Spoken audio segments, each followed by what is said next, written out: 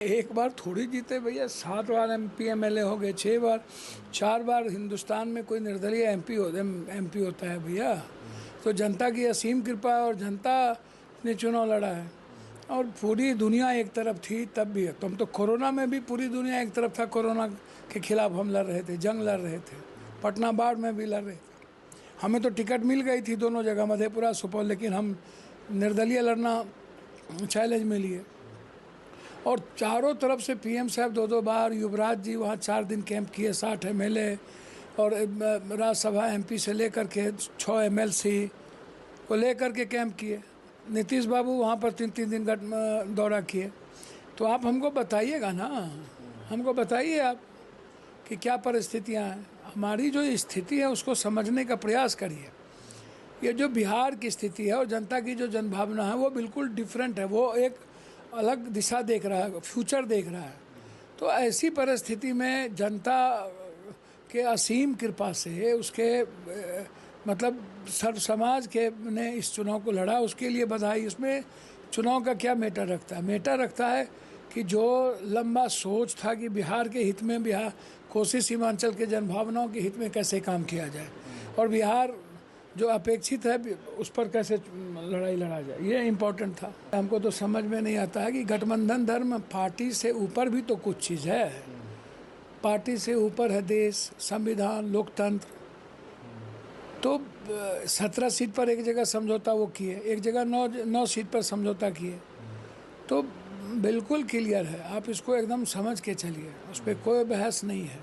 भैया गठबंधन के प्रत्याशी को उतारा गया तो इससे जीत, यही तो अहंकार था, यही तो उनका जीत था, जो एक बड़ा दिल दिखना चाहिए था देश के लिए। आज देश को क्षति पहुंची है। 15 सीट हम लोग बैक हो गए, 16 सीट। एक पप्पू यादव का क्या मुराद था? एक सीट के चलते अब 10-10 सीट चुनाव हार रहे हैं। शहाबुद्दीन साहब के परिवार को आपने छोड़ दिया, आपने कन्हैया जी को टिकट नहीं दिया, तो आपने देश को कमज़ोर किया है ना, कि नहीं किया? आप हमको बताइए ना, उसमें मेरा क्या जाता है? हम तो कोरोना में भी मर सकते थे, हम तो पटना के बाढ़ में भी मर सकते थे, हम तो जिंदा रहे, यही बहुत है। तो हम तो यहाँ चैलेंज में चुनाव लड़ने, हम हार भी सकते थे। हमारे लिए तो मधेपुरा सुपौल गठबंधन धर्म था। आप हमको बताइए ना, बिहार के साथ ये धोखा नहीं है, उनकी भावनाओं के साथ अनादर नहीं है। जैसे अयोध्या में गाली दिया जा रहा है, देख रहे हैं ना आप, जहाँ जहाँ राम गए वहाँ सब बीजेपी हार गया, सबको गाली दे रहा है, कभी साउथ को गाली देता है, कभी किसी को गाली देता है। तो आप हमको बताइए ना भाई मेरे कि जो बात नीतीश जी इतने परिपक्व आदमी मंत्रिमंडल में जाने के बाहर से सपोर्ट करते, आप पहले विशेष राज का दर्जा ले लेते, आप महासदी के नायक हो जाते, कहते देखिए नीतीश कुमार जी ने क्या किया।